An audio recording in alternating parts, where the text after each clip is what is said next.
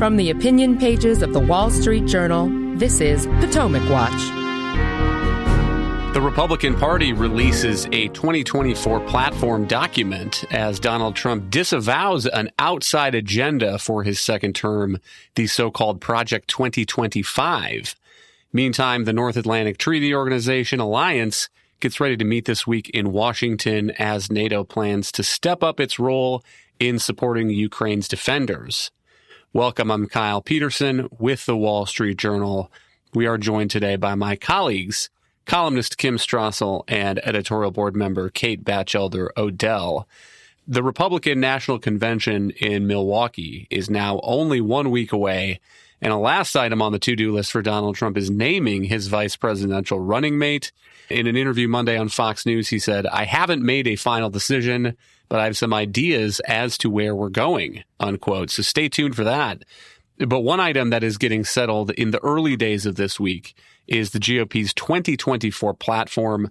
On Monday, the Republican National Committee moved on a 16-page statement of principles and policies that, Kim, to my eye, looks like it is drafted in Donald Trump's image. There are lines about protecting American workers from unfair trade, no changes to the retirement age, no tax on tips, one of Donald Trump's recent proposals on the campaign trail, the largest deportation operation in U.S. history, and then a line that after Roe v. Wade, power has been given to the states to restrict abortion. Those are a few of the things, Kim, that jumped out to me. What do you make of this platform document and the effect that these platforms have on voters or not anyway? The history here is worth going through just because, as you note, this is a more Trumpian document, though I would note it would be the first time that has happened, interestingly.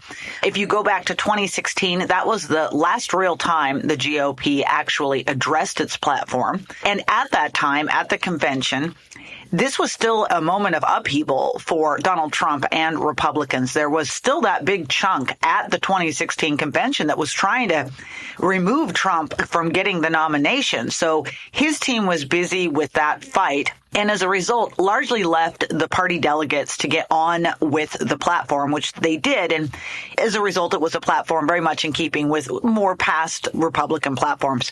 Then in 2020, because in part of COVID and as there wasn't an in-person convention that year, they just decided to readopt the 2016 platform. So here we are, 2024, and this is the first time Donald Trump's team decided it wanted to have some real input and engagement in the platform writing. And you are right. First thing to notice, they have drastically cut its size. The last version was 66 pages. It's now down to 16.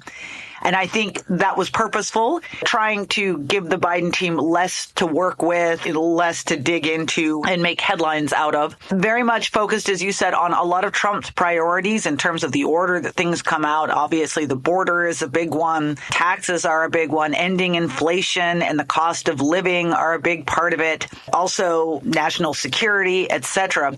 If you really dig into those 16 pages and look at the language, a lot of it is in keeping with prior platforms. Like I said, I think the emphasis is more on Trump's priorities. I would say the biggest changes, you go through abortion, it now, instead of calling for a national restrictions on abortion, it, in keeping with the Roe v. Wade decision and what Donald Trump said in that debate, it says it now should be left to the states. There is certainly on the issues of trade, there's a call for elected officials to adopt Trump's Reciprocal Trade Act, which has to do with tariffs. On foreign affairs, you've got a piece that says that we're now going to call on all of our allies to do more to contribute to their obligations to invest in our common defense. And then there's some things on cryptocurrency, et cetera, which are new ground for the party. What I see when I look at this is a Republican Party that's kind of split the difference on a couple of Trump's key priorities.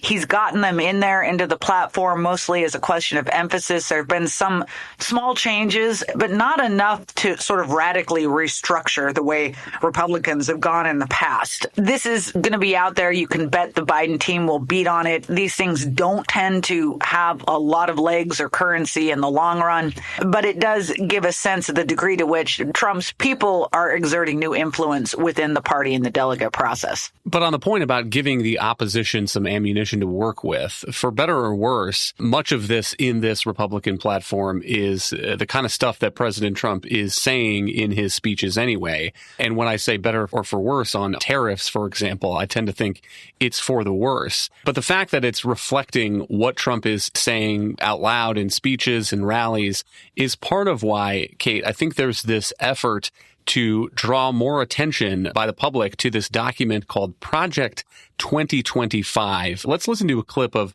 Chuck Schumer. This is him on the Senate floor arguing that Donald Trump's real agenda for his second term is this Project 2025. Over the last few weeks, there's been a whole lot of attention about policy platform drafted by the Heritage Foundation, arguably the most influential conservative think tank in America. The platform, in effect, is the Trump manifesto. The project is staffed by over 200 former officials of the Trump presidency and is connected to Trump cabinet members, former campaign advisors, political appointees, and more. And if you read through this Trump manifesto, it's very clear what the hard right is telling America. Put us in power, and we will gut America from the inside out. And this is Marco Rubio on CNN on Sunday saying this is not a document associated with Donald Trump. Think tanks do think tank stuff. They come up with ideas. They say things. I like Heritage Foundation. I agree with some of the things they stand for, but there's a bunch of scholars and people that turn around and work on different projects. But our candidate for president is Donald Trump. Mm-hmm. And Donald Trump is running on restoring common sense, working class values, and making our decisions on the basis of that, not on ideological lunacy, which is what we've seen over the last 4 years under Joe Biden. Is that what Project 2025 is? Is it ideological lunacy? No, I think it's the work of a think tank, of a center-right think tank, and that's what think tanks do. Kate, this Project 2025 document is 922 pages. So to the extent that I can ask you to summarize War and Peace, what is in this agenda and what do you make of it? So the Heritage Foundation put out this 900-page document, but they're also, I think, trying to build a Rolodex of staffers who would be available to go into the Trump administration, and then a separate plan about what Trump should focus on in his early days in office. I agree with Rubio that this is typically what think tanks do in trying to drive the policy ideas of the next administration. So it's not unique in that regard. It is unique in some of its emphasis. It is an eclectic document with lots of different contributors from different think tanks. And I would call it a mix of good and slightly less good ideas. It focuses heavily on what conservatives talk about as reigning in the administrative state, as getting some of these independent agencies like Federal Communications Commission, the Federal Trade Commission, back under the authority of the executive. It also includes a lot of discrete ideas on economic policies. In some places, it says that the corporate tax rate should be 18% and that the corporate tax rate is the single most destructive tax in the code, which is notable because there is some Republican movement away from that idea. It is a little more troubling in some areas on national defense, for instance. It says basically that we should prioritize the fight with China, which is, I think, correct, but we have to do that at an affordable cost. It does not, for instance, do what the Heritage Foundation did in the 1980s, which is support Ronald Reagan's buildup of the U.S. military to overtake the Soviet Union. I mention all this, and in some places, Kyle, it doesn't necessarily even provide much of a position. The document includes 2 essays on trade, one by Peter Navarro, Trump's advisor, and one by another economist who is making the case for lower trade barriers, which I think should carry the day. So it is an eclectic document, a mix of ideas, and I think politically I understand why Trump is distancing himself from it. It also has a heavy cultural emphasis. When I searched the word abortion, it came up almost 200 times. And Trump, of course, has been trying to carve out what he thinks is a more electorally defensible stance on the abortion issue. So I see why Trump and Rubio, as his proxy there, are trying to maneuver without associating themselves with the document. And I question whether this will work for progressives, given that most Americans will never have heard of Project 2025 and not have any familiarity with its 900 pages like those of us who are forced to do this for a living. Hang tight. We'll be right back in a moment. Welcome back. Whether or not most voters by November will have heard about Project 2025, it seems to me that Democrats are expecting that they will run on this as a boogeyman, that they are going to tell voters, this is the real Trump agenda. Don't worry about that Republican Party platform. There are 922 pages of this stuff from the Heritage Foundation that you can go look at if you want to get a sense of what the Trump administration would actually do. And so it's notable, Kim, that President Trump, Donald Trump, the candidate, the guy actually running for office, is distancing himself from this. Here is his Truth Social post on July 5th. Trump says, I know nothing about Project 2025. I have no idea who is behind it. I disagree with some of the things they're saying, and some of the things they're saying are absolutely ridiculous and abysmal. Anything they do, I wish them luck, but I have nothing to do with them. And Kim, I guess I have to say I have some sympathy for Donald Trump in saying that, because I agree with what Marco Rubio said in that clip we played. Think tanks are free to offer whatever policy ideas, suggestions for an incoming administration that they want. And those policy suggestions can rise or fall on their own merit. But the idea that a think tank can create a 900-page document full of all sorts of details and more or less impose that on the candidate, I don't think washes with how politics works or how government works. And just to provide a sense of the level of detail here, I picked a department more or less at random, the Department of the Interior. And on page 524, this document is saying that the Bureau of Land Management headquarters belongs in the American West. There's a whole page and a half about the Bureau of Land Management's policy on wild horses and burros, saying that the BLM's report to Congress included new proposals expanding adoptions and research on new contraceptive techniques, but those are not doing the job. So Congress has to permit the BLM to dispose humanely of these animals. And Kim, my only thought is that President Trump is going to have some thoughts about most of the stuff in this document, and he's going to hire people to run these agencies who are going to have their own feelings and agendas on a whole range of issues. Well, your history on this is absolutely right. Look, it's worth remembering that Heritage has been writing these prescriptive documents for presidents going all the way back to Reagan. They call them their Mandate for Leadership series. Sometimes administrations lean on them more. Back in the Reagan administration, that Heritage document was sort of viewed as a bit of a Bible by some of the people who did work in the Reagan administration.